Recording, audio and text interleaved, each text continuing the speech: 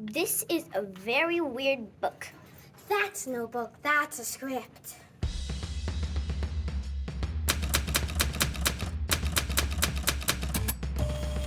Script basics. How do you approach a script? Well, I kind of think of a script like a piece of written music. It's just directions that tell you how to do a thing, but it doesn't really mean or sound like anything until you've done it out loud. So what do you do with the script then before you've put it on stage? How do you make sense of all the fonts? What's with all the indents? Well, let's take a look. There are many ways to format a script, but if you can understand at least one style of formatting, you'll be able to navigate your way through any of them. Different publishers all have different style guides. The Logic Pit uses formatting that's pretty close to MTI, or Music Theater International.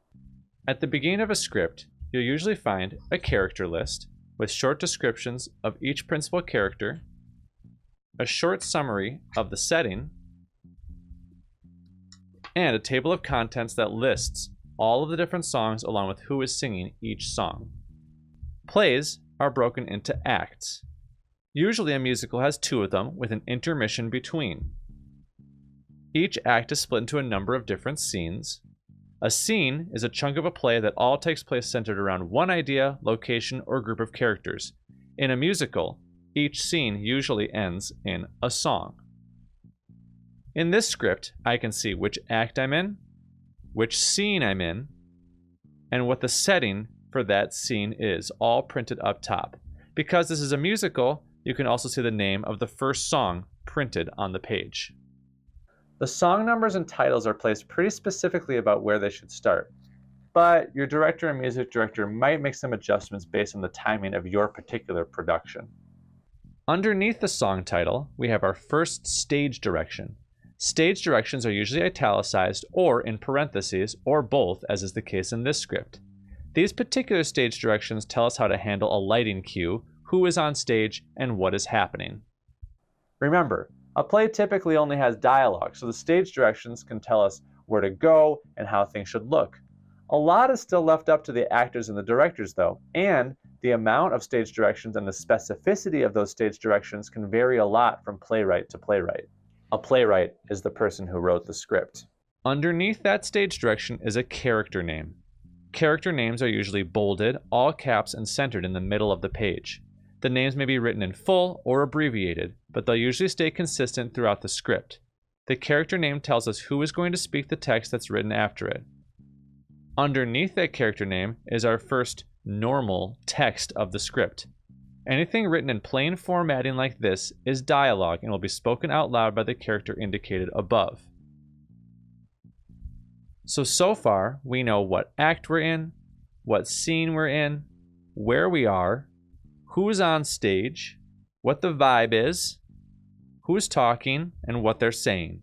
That covers most of the stuff you're going to get in a script. The only thing remaining is the songs. Here we have song number 4, Maybe. Underneath it is the same conventions we had before.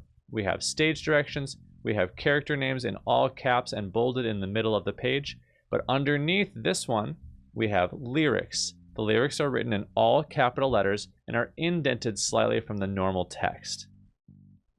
This is a useful way to get all the song lyrics into a constrained space, but remember, the lyrics in the script don't tell us anything about timing or notes, so you should really only use them after you've studied your music and become very comfortable with it. If you don't read music and you want to just use the lyrics in the script, then make sure you take very, very clear notes. It can be tricky to work just off of the lyrics, so be careful as you prepare. That's pretty much it as far as formatting goes. Again, your script might look a little bit different than mine, but most of that formatting will be true across different publishers or writers. There's one more thing I want you to take a look at. Look at all this blank space around the text. A well-designed script should have decent margins, and even if it doesn't, you've still got tons of rooms between the lines. And this is for your notes. You should always bring a pencil to rehearsal so that you can write in any blocking, changes to the script, or any other kinds of notes that you might want. And yes, it should be a pencil. You might want to change your mind about something, or the director might change the blocking on you at the last minute. You want to be able to erase your notes and write something new in. Plus, The licensing companies that sent you your script might want it back at the end of your production, and if you have pen or highlighter in there, they might charge you a fee. You can always check with your stage manager, but a pencil is pretty much always okay. All right, that's it for script navigation. As you read your script, make sure that you read everything in the script, including the stage directions, and read it out loud. A script is pretty short compared to a book, and if you read it silently, you're going to lose the sense of the pacing and the tone of the work. If you read it out loud, you'll get a fuller understanding of what you're doing, including how long it is. That's it for scripts. I'm Tim Kraack, and I look forward to seeing you again soon.